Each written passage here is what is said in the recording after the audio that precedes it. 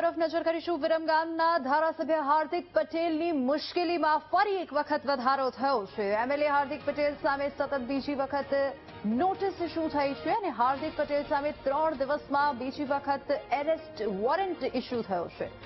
નિકોલમાં થયેલા કેસ બાબતે હાર્દિક પટેલ કોર્ટમાં હાજર ન થયા અને હાર્દિક પટેલ સામે કોર્ટે 10 સપ્ટેમ્બરે પહેલું ધરપકડ વોરંટ જાહેર કર્યું હતું અને અમદાવાદ ગ્રામ્ય કોર્ટે ફરીથી ધરપકડ વોરંટ ઇસ્યુ કર્યું છે। અને નોંધનીય છે કે પાટીદાર અનામત આંદોલન સમયે હાર્દિક પટેલ સહિતના પાટીદાર નેતાઓએ નિકોલમાં પ્રતિક ઉપવાસનું આયોજન કર્યું હતું, જેમાં ફરિયાદ મુજબ આરોપીઓએ પરવાનગી વિના પૂર્વ આયોજિત કાવતરું કરીને રેલી કાઢીને નિકોલના મ્યુનિસિપલ ગ્રાઉન્ડ ખાતે પ્રતિક ઉપવાસ કર્યા હતા અને જેમાં રેલીને અટકાવવામાં આવતા તેઓ ઉશ્કેરાયા હતા અને આરોપીઓએ પોલીસને અપશબ્દો કહીને ઝપાઝપી કરી હતી અને ધમકી પણ આપી હતી। તેમજ શહેર પોલીસ કમિશનરના જાહેરનામાનો ભંગ પણ કર્યો હતો।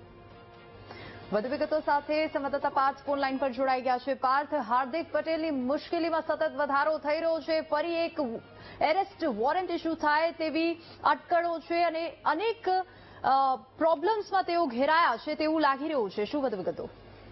જીવની ચોક્કસથી જે રીતની વાત કરવામાં આવે તો બુધવારના દિવસે વિરમગામના ધારાસભ્ય હાર્દિક પટેલ ઉપર પહેલો કહી શકાય કે ધરપકડ વોરંટ ઇસ્યુ થયો હતો, તેમ છતાં પણ તેઓ કોર્ટમાં અમદાવાદ ગ્રામ્ય કોર્ટમાં હાજર થયા ન હતા અને ત્યારબાદ આજે ફરીથી ધરપકડ વોરંટ ઇસ્યુ કરવામાં આવ્યો છે। મહત્વની વાત કરવામાં આવે તો આ સતત 3 દિવસની અંદર આ બીજી વખત ધરપકડ વોરંટ ઇસ્યુ કરવામાં આવે છે। ઘટનાની વાત કરવામાં આવે તો વર્ષ 2018માં જે નિકોલમાં જે પાટીદાર રેલી કરી હતી અને પોલીસ તરફ ઘર્ષણ થયું હતું, તેના મામલે હાર્દિક પટેલ, ગીતા પટેલ સહિત અનેક પાટીદાર અગ્રણીઓ ઉપર કેસ નોંધાયા હતા, પરંતુ હાર્દિક પટેલ કોર્ટમાં હાજર ન થતા તેમના ઉપર સતત આજે બીજી વખત ધરપકડ વોરંટ ઇસ્યુ કરવામાં આવ્યો છે।